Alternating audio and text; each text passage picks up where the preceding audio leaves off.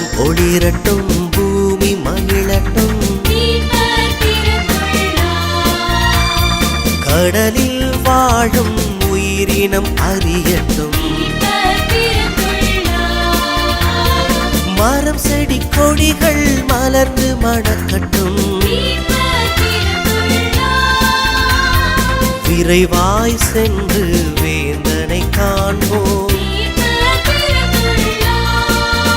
அவர் Emmanuel, அவர் ஆலோசகர், வலிமை மிகு இறைவன். அவர் இம்மானுவேல், அவர் ஆலோசகர், அமைதி தரும் அரசர்.